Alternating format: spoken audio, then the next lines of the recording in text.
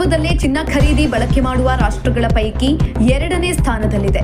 ಪ್ರತಿ ವರ್ಷ 700ರಿಂದ 800 ಟನ್ ಚಿನ್ನ ಭಾರತ ಖರೀದಿ ಮಾಡಿಕೊಳ್ಳುತ್ತದೆ. ಈ ಪೈಕಿ 90% ಚಿನ್ನವನ್ನ ಭಾರತ ವಿದೇಶಗಳಿಂದ ಆಮದು ಮಾಡಿಕೊಳ್ಳುತ್ತದೆ. ಇದಕ್ಕಾಗಿ ಭಾರತ ಸಾವಿರಾರು ಕೋಟಿ ರೂಪಾಯಿ ವಿದೇಶಿ ವಿನಿಮಯ ಬಳಸಿಕೊಳ್ಳುತ್ತದೆ. ಇದೇ ಸಮಸ್ಯೆ ಉಲ್ಬಣಿಸ್ತಾ ಇದೆ.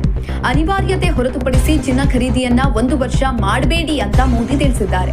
1 ವರ್ಷ ಭಾರತ ಚಿನ್ನ ಆಮದು 50% ಕಡಿಮೆ ಮಾಡಿದ್ರೆ ಭಾರತದ $30 ಬಿಲಿಯನ್ ಅಮೆರಿಕನ್ ಡಾಲರ್ ವಿದೇಶಿ ವಿನಿಮಯ ಉಳಿತಾಯವಾಗಲಿದೆ. 75% ಚಿನ್ನ ಆಮದು ಕಡಿತಗೊಂಡ್ರೆ ಭಾರತದ $44 ಬಿಲಿಯನ್ ಅಮೆರಿಕನ್ ಎಕ್ಸ್ಚೇಂಜ್ ಉಳಿತಾಯವಾಗಲಿದೆ. ಇನ್ನು ಭಾರತ ಗರಿಷ್ಠ ಚಿನ್ನವನ್ನ ಸ್ವಿಟ್ಜರ್ಲ್ಯಾಂಡ್, UAE, ಸೌತ್ ಆಫ್ರಿಕಾ ಹಾಗೂ ಆಸ್ಟ್ರೇಲಿಯಾದಿಂದ ಮಾಡುತ್ತದೆ.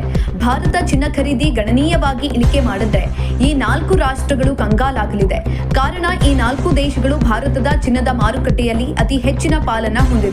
ಖರೀದಿ ಇಳಿಕೆಯಾದ್ರೆ ಈ ದೇಶಗಳು ಆರ್ಥಿಕ ಸಮಸ್ಯೆಯನ್ನ ಎದುರಿಸಬೇಕಾಗುತ್ತೆ. ಇನ್ನು ಪ್ರಧಾನಿ ನರೇಂದ್ರ ಮೋದಿ ಕರೆಗೆ ಪರ ವಿರೋಧಗಳು ವ್ಯಕ್ತವಾಗ್ತಾ ಇದೆ. ದೇಶದ ಹಿತಕ್ಕಾಗಿ ಅನಗತ್ಯ ಖರೀದಿ ಬೇಡ, ಇದು ಉತ್ತಮ ನಿರ್ಧಾರ. ಜನರು ಈ ಕರೆಗೆ ಸ್ಪಂದಿಸಬೇಕು ಅಂತ ಹಲವು ಆರ್ಥಿಕ ತಜ್ಞರು ಮನವಿಯನ್ನ ಮಾಡಿದ್ದಾರೆ. ಇದೇ ಸಂದರ್ಭದಲ್ಲಿ ಚಿನ್ನ ವ್ಯಾಪಾರಿಗಳು ಸೇರಿದಂತೆ ಇತರರು ಇದರಿಂದ ಚಿನ್ನದ ಮೇಲೆ ಅವಲಂಬಿತರಾಗಿ ಕೆಲಸ ಮಾಡುತ್ತಿರುವ ವ್ಯಾಪಾರಸ್ಥರು, ಕುಟುಂಬಸ್ಥರು ಬೀದಿಗೆ ಬರ್ತಾರೆ ಅಂತ ಆತಂಕವನ್ನ ವ್ಯಕ್ತಪಡಿಸುತ್ತಿದ್ದಾರೆ. ಆರ್ಥಿಕತೆ, ಹಣದುಬ್ಬರ, ವಿದೇಶಿ ವಿನಿಮಯ ಉಳಿತಾಯ ಮಾಡಲು ಪ್ರಧಾನಿ ಮೋದಿ 7 ಸೂತ್ರಗಳನ್ನು ಕೊಟ್ಟಿದ್ದಾರೆ.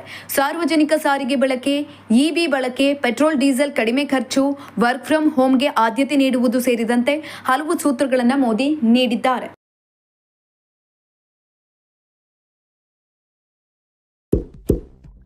ಇಂತಹ ಇನ್ನಷ್ಟು ವಿಡಿಯೋಗಳಿಗಾಗಿ ಲೈಕ್ ಮಾಡಿ, ಫಾಲೋ ಮಾಡಿ, ಶೇರ್ ಮಾಡಿ.